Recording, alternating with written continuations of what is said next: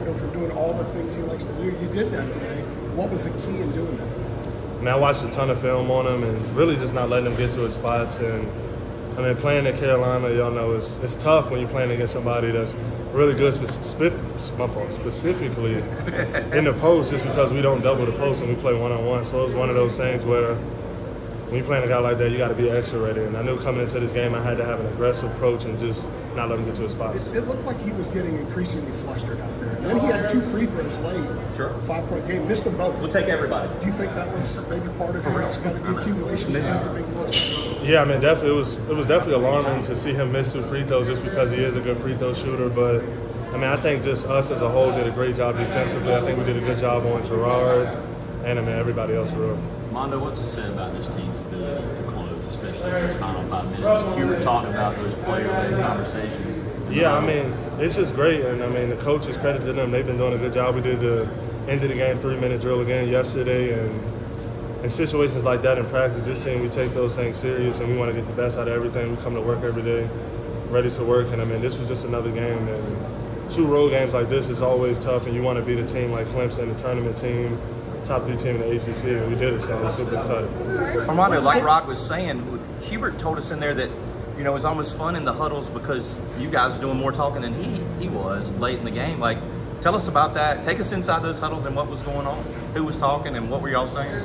Yeah, I mean, we just really wanted to stay in the game and stay engaged. I mean, if I would have known Jeff Goodman was here, I would have probably put on even more of a show. We don't like that guy. Let's get a serious answer.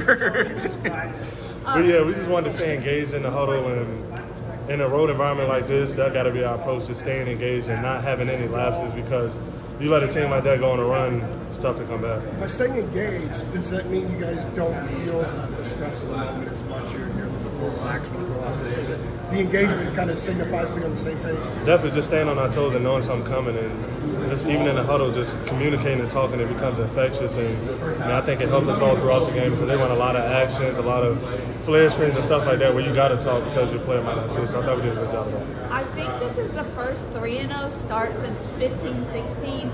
You know, how important is it to have a strong start in ACC play? Yeah, I mean, it's great. It's something I never experienced since I've been here, especially early on winning big games like that on the road. So it's a great feeling, but we got to keep our foot on everybody's neck. You should tell Marcus about that because he was 3-0 obviously that year. A lot of intense moments, like end of the first half, and then you kind of wrestle 2 guys down to the floor for that loose ball in the second half. What do those do just in terms of like pumping you up, getting you into a game?